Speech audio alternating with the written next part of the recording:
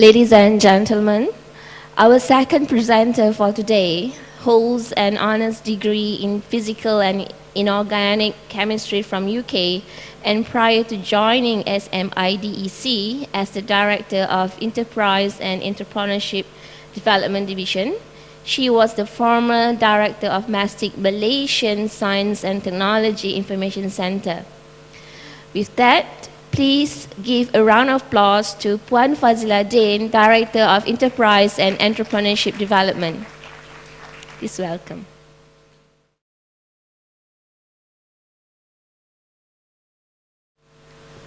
Good morning, everyone. Okay, first of all, I just want to know, how many of you here have heard of SMIDEC? 1, 2, okay. All right, so at least the first few slides will be relevant to about 80% of the room. What I'm trying to do here today essentially is, I will start off with a brief introduction of SMIDEC, and I'll share some data about SMEs, because essentially SMIDEC is looking after the SMEs. Then what I will do is just take you through some of the programs that we have for SME development. But part of this actually relates to the theme today, in the sense that your theme is wealth creation through entrepreneurship.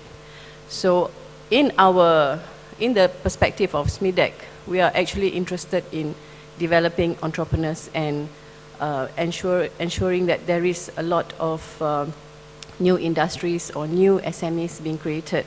And entrepreneurship is, I believe, one of the ingredients that will get us there. I will talk about some of the grants and incentives that are available in SMIDEC. Essentially, the way we see it is that university has got products and services coming out from their research and development. So your R&D products and services need to be commercialized. Therefore, the uptake of the product and services will be most likely the SMEs.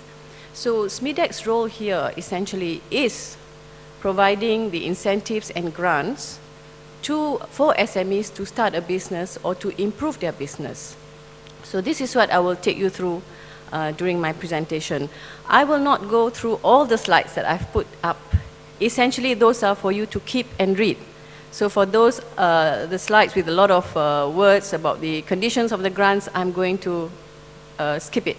But I have put it up for you to have in your file so that you can use it as a reference. Okay? So this is essentially the outline of my presentation. Since I guess that not many people would have known about SMIDEC, I'll put up a few slides about what SMIDEC is.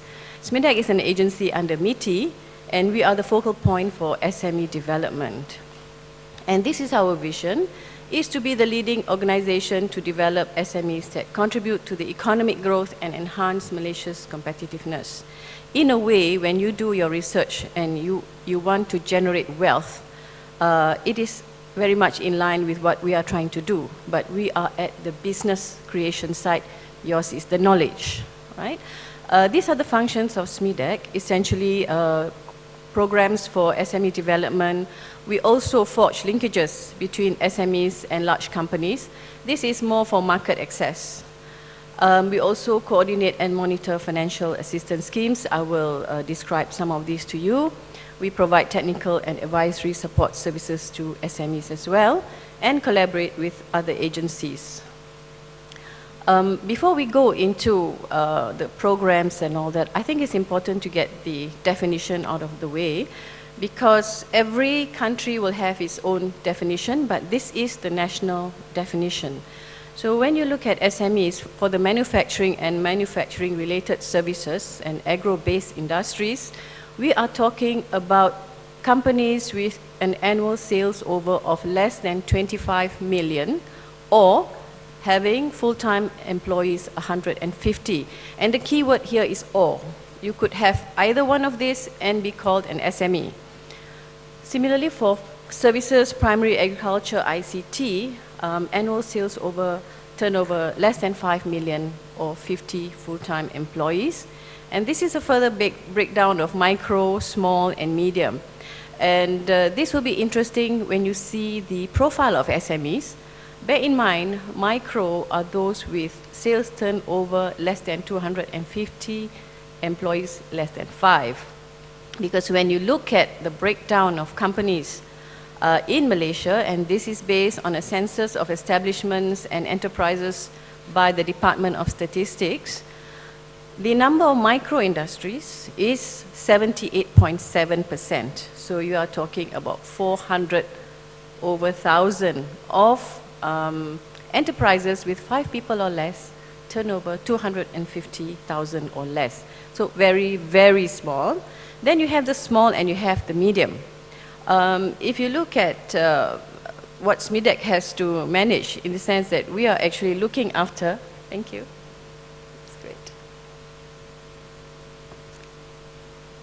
Does this work? Am I too far? Okay, never mind. Essentially, when you look at small and medium industries, you are talking about almost 500,000 of them, right? SMIs. So by sector, we have manufacturing is 7.2% and agriculture 6.2%, and the rest, which is 86.6%, is in services. Right? Not many people realize that. Most people think that we are mostly manufacturing, but services is actually a huge sector. And if you were to divide the services sector, you'll find that most of these are in the retail, wholesale, and restaurants. So these are your traders, your outlets, and so on. So that is the SMEs in Malaysia. With that huge number, this is what SMEs contribute to the economy. They contribute 32% to the GDP. In developed countries, SMEs contribute about 50% to the economy. So therefore, there must be more value add from the SMEs perspective. Then if you look at employment, is 56.4. I don't know whether that's good or bad, because that may signify they're quite labor intensive. But 60% is quite normal for SMEs. But for the developed countries, the contribution to employment may be 60%, but the contribution to GDP is 50%. So here we see some difference. And with a huge number that you have, they only contribute 19% to export. So therefore, you know, although we have many SMEs, they are not in an ideal state, right? Now, these are the major challenges faced by SMEs. And if you look at the one that's highlighted and underlined, you have the limited capability in R&D, right? And I think this is something that will be of interest to you. If you expect an SME to carry out R&D, you have to think very hard. Therefore, when you commercialize your products, essentially, if you want it to be picked up, and I need to remind you that 99.2% of industry here is SME, you cannot expect them to do further R&D. Essentially, what they want is ready to go. You give it to me today, I can put it on the shelf tomorrow. So there has to be some shift in the thinking. Somewhere along the line, the initial part has to be done by the university or government agencies. The SMEs will only take the commercial-ready products. Other issues like lack of training and so on, these are all issues, and it's a global issue. You will see perhaps when I go through the programs, these are some of the programs that we have to try and address some of these challenges. Okay. So I've just mentioned R&D, and this is actually a figure which is from MASTIC, where I was from formerly. But we did another analysis looking at SME, which is the blue line at the bottom. If you look at it, SMEs contribute 0.06%, right, to GDP. Whereas if you look at the total, national average is 0.63%. So the SMEs do not have any significant contribution to the R&D expenditure for the country. Now, quickly into the programs for the SMEs. It is important here for me to explain SMIDEC's perspective when we look at SMEs. We consider SMEs as going through phases of growth. So they're either at the startup stage, they're growing, they want to expand. And ideally, we would like to see more SMEs becoming exporters or having a global market. Because as we know, Malaysia with 27 million population is a very small market. So you cannot really have SMEs doing too well if the local market is all they aim for. So at the startup stage, there are some of the grants and assistances provided. We provide a business startup grant. We also give them access to training and so on, and it goes up along that chain. So throughout these stages, there are various grants and incentives that can help an SME. So this is a quick summary of some of the SME programs that we have. Before I go into an explanation about what the programs mean, I will start with SCORE, because SCORE essentially is the basis for what we do when we interact, or what kind of assistance we provide to the SMEs. So SCORE essentially is a tool for us. This is a tool that SMIDEC and many agencies have adopted when they are looking at SMEs. What this tool does is it gives us an assessment of the SMEs based on 7 parameters. With this assessment, we are able to tell what kind of intervention would best suit the SME. It is not always about money.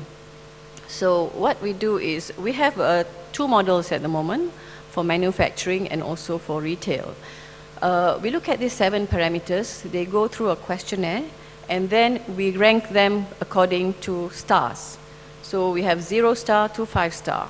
For the 0 to 2 star, these are the SMEs who really require integrated assistance. So these are the ones you will offer the correct or the appropriate grants, training courses, or even access to experts. These are these are the bulk of the SMEs essentially are in the 2 star. Then you go to 3 star, 4 star, 5 star. Within MITI, we have an agency called MATRADE, which takes out companies for trade missions, takes them to trade fairs to find new markets. And they refer to SMIDEC for the list of companies. So all the while, it has been very difficult. Who do you recommend? How do you say who should go, who shouldn't go? So this system essentially makes the job very easy. We just look at what is the sector that's going, and we identify the 3 star and 4 star, and they are invited to tag along. Because these are the companies who would be able to cope with the need for higher production capacities and so on. More often than not, when you take companies out, they can do the manufacturing when the market is small, but they're not ready to upscale. So we go for the 3 star, 4 star, because they are in a position to move on. And out of this, what we share with the company is this so-called report card. We look at, we show them, okay, this is where you're at. You really lack quality system. Most of them do not have a quality system. I think less than 20% actually have quality systems. So this is a 3 star firm. These are the firms that get to go for trade missions and so on.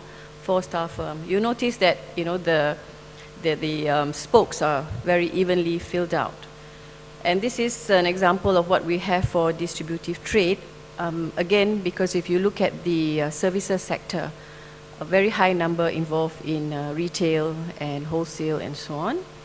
Again, this is the star ranking with the characteristics of what you would see when you talk about a 2 star, 3 star, and so on. Again, those are just examples. Okay, I've mentioned that. Okay. Now just talk a little bit about the enhancement program. Essentially, when we find these 2 star companies, this is what we put them through. We visit and rate them using SCORE, and we do the analysis, and we take them into the program, and we try to improve these SMEs. And we will have regular measurements of these SMEs over a period of 3 years. So we look at whether they have grown, and this in a way tells us on how effective the incentives or the programs are. This is something I've mentioned. We try to link the SMEs that are ready to the larger players, the MNCs. For instance, we have linked some of the SMEs to Tesco's, Carrefour, and so on. The other program that we have is the skills upgrading program, whereby the institutions that you see here are in SMIDEC's list, whereby they have gone through some evaluation. And for SMEs attending courses at these places, they get a 50% discount if they are a registrar of company. But if they are an enterprise, they get 80% off. And the courses are more of courses to introduce accounts, marketing, includes hard skills, soft skills, and it's a whole range of courses. If anyone is interested to look into these courses, do check at SMIDEC's website. When you talk about commercialization, most of the time in the university environment, you understand the research perspective very well. But if you decide to go into the business side, that means you want to become the entrepreneur that promotes your product, you need to know a little bit more about developing a business. And these are the institutions that are very helpful, that will offer you from how to do a business plan, how to do a marketing plan, accounts, and so on. So this is the place to go if you're interested in courses related to business development. Okay? Now, very quickly, the financial assistance programs provided by SMIDEC. Two types, we have a matching grant and soft loan. A matching grant in this sense is you pay first and we will reimburse 50%. So that is to ensure the commitment of the person to whom the grant is given. Then there is soft loan. The soft loan is managed by MIDF because SMIDEC cannot be a bank. Very simple qualifying criteria. Either you're a company under ROB or ROC. You must be a SME within the definition I mentioned, 60% equity by Malaysian, and you must be operating within you must have a business, valid business license. You see, this last statement, you would have thought is the most logical thing, but it's actually one of the biggest problems. Many of the SMEs are not operating on legal premises. Some of them may be registered companies, but they are not on legal premises. There are many, many issues when you deal with SME. We cover manufacturing-related services, and services except for insurance and financial. These are the list of grants. I will not go into the line by line, but essentially, for most of you here, people who are doing or interested in commercialization of R&D, you would be interested in the business startup grant. For instance, if you want to rent an incubator, you want to rent a premise for which to do your business, this grant covers 24 months rental up to a max of 40,000. And within that grant, you can also do things like feasibility studies, marketing studies, and so on. This is something I discussed at length with the Ministry of Higher Education when we had a session with them. For the universities, you have many grants from the Ministry of Science, your Science Fund, Techno Fund, and I think Innovation Fund. And this essentially looks at the idea to the product stage. And I think they've even gone up to the pilot stage. For this, you get a grant. Now that you've got something, how do you turn it into a business? Who's going to pay the rent? Who is going to take the risk for you? So these grants are actually the start-off point for you to start a business, rent a place, and so on.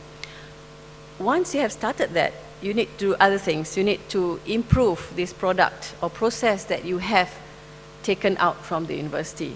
For this, there is also a grant. This covers even patents.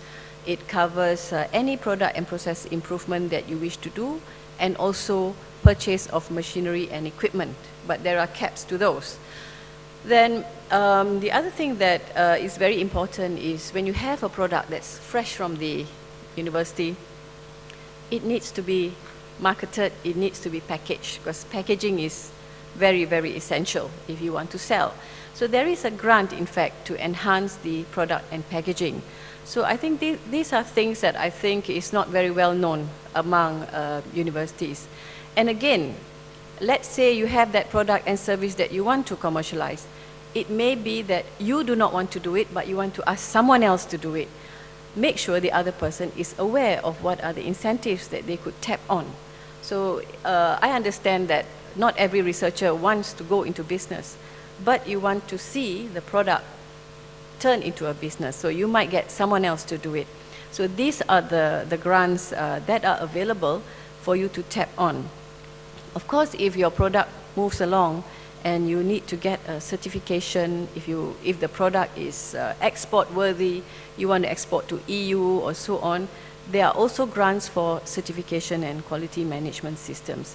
These are all 50% grants where you pay full and you are reimbursed 50%. For enterprises, it's 80%, so it's quite a good deal, and it can mitigate some of the risk of your investment. Others like development and promotion of halal products. Yes, we are trying to promote Malaysia as a halal hub. So anyone wishing to set up or to improve their company and they are doing halal products, there are grants and incentives available. I've mentioned packaging. Rosetta Net, essentially, it's more for the electronics and electrical industry. And this is actually not very much utilized now. Market development actually involves these trips or missions abroad to market your products through trade fairs and so on, and that is actually handled by Matrade. Okay? So these I will not go through because I'm sure you can do it at leisure. So for those of you who were worried that I'm going to stand here and talk for so long, don't worry, it's going to be fast. Okay? So soft loans is a bit different. The amounts are higher, but you have to pay back. But the thing is, it is a very, very low interest rate. So this is just as good as the loan that you pay for buying a car if you work in the government, 4%. And if you look at the number of years, for land and building, 15 years. Factory relocation is 15 years, and for ICT, it is 5.5 years. For the soft loan for SMEs, essentially we provide working capital, fixed asset financing, and project financing. SMIDEC's grants do not cover working capital. Okay? So for working capital, you need to get a loan. The SLFR is soft loan for factory relocation. As you know, and I mentioned earlier, many are operating from premises which are not legal. So we encourage people to move into legal premises and industrial parks.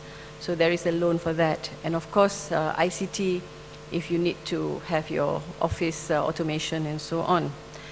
Okay, this may not be of interest to you, but just to also share with you, most of the SMEs, although we give them a grant, they still cannot come up with a 50% upfront. So for this, we collaborate with the SME bank to give them a matching loan for the unsecured portion of the grant. Okay? Now, this one is just a quick one. We have a program because going by your title, Wealth Creation through Entrepreneurship, university students are the potential for the future entrepreneurs. So entrepreneurship is something I think we would like to see being cultivated at the universities. And I believe most universities have programs related to entrepreneurship.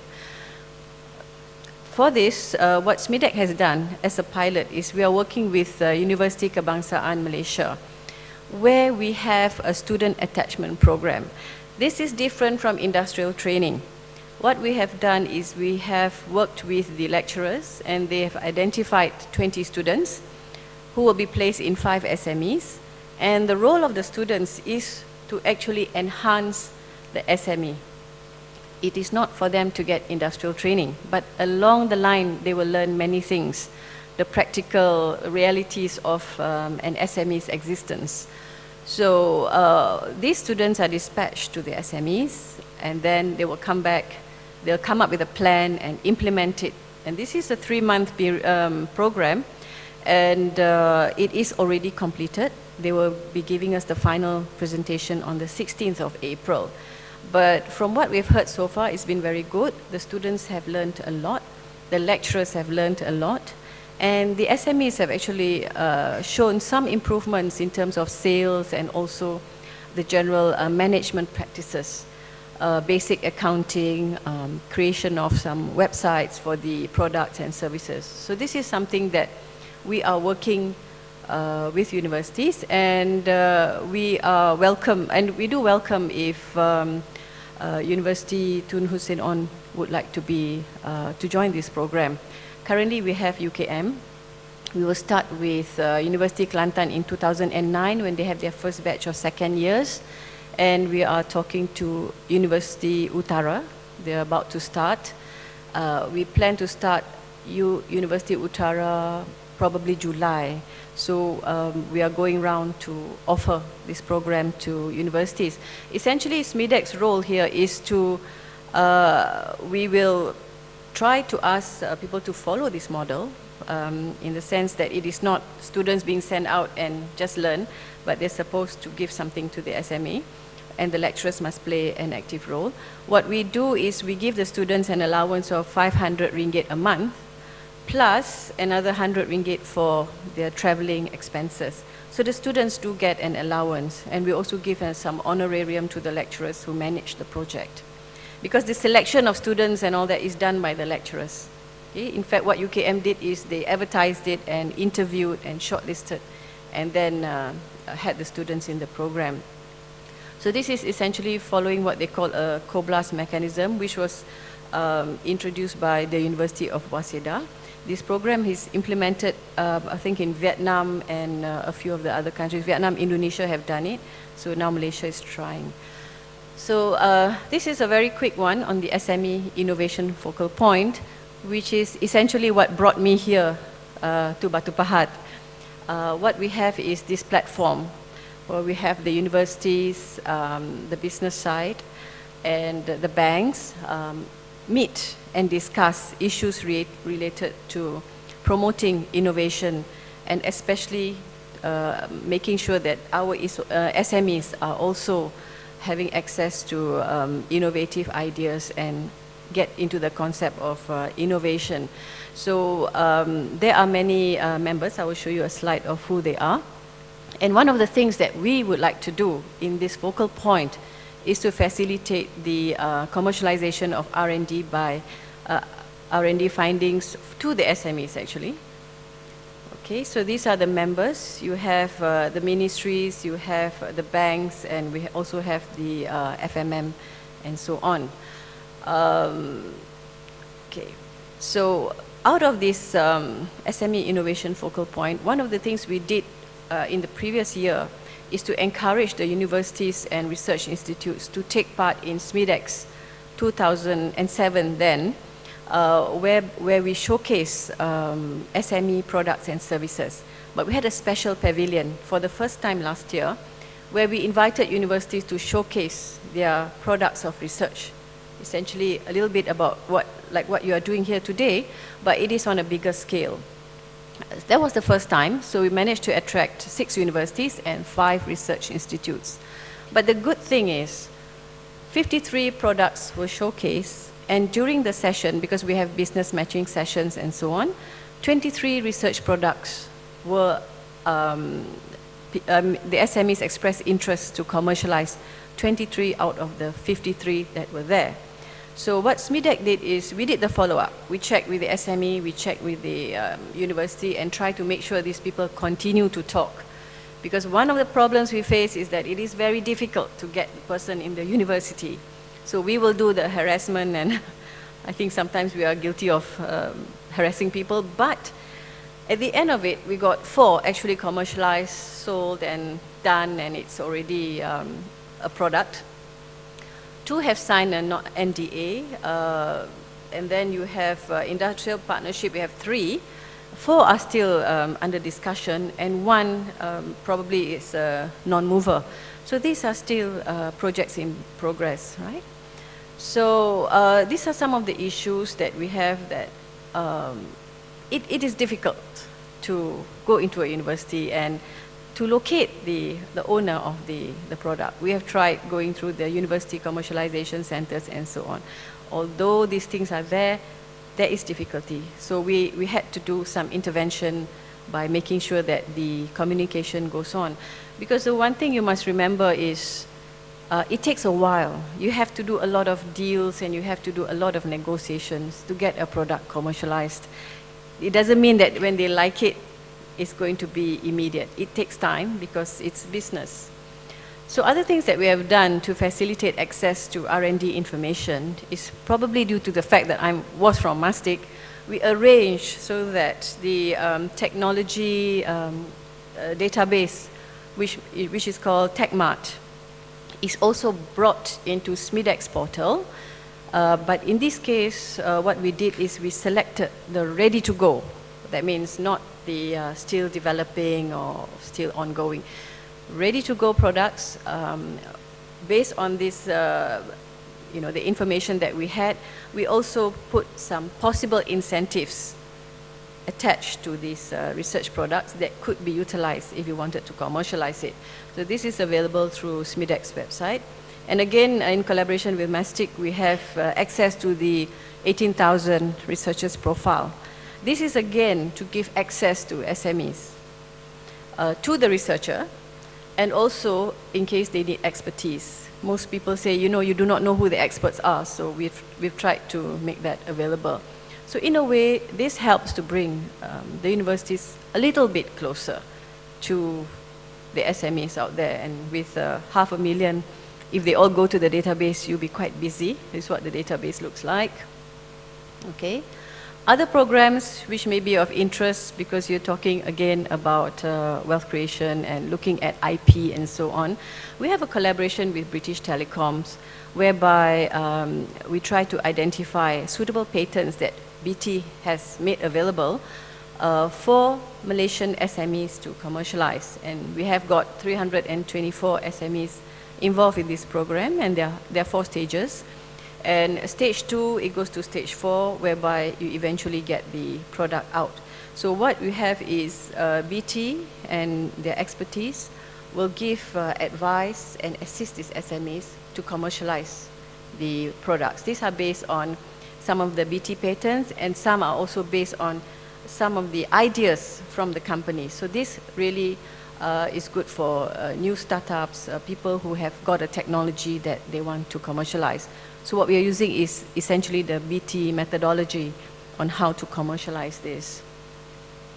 Okay, foresight studies. SMIDEC does not do foresight studies, but what we do is we try to get hold of the foresight studies that are scattered throughout the government agencies and so on, and have a set. So currently we have 3, which is the biotech, the ICT, and the ENE. But the ENE is Penang and Penang only, but then again, that is where they are all at, right? So this is about to be the end. I would like to extend an invitation to everyone to come and take part in SMIDEC's 2008. Again, we would like to have this showcasing of R&D products and services. But this year is much better organized. Ministry of Higher Education has agreed to coordinate, organize, and fund the pavilion. And they will be going around to shortlist the products.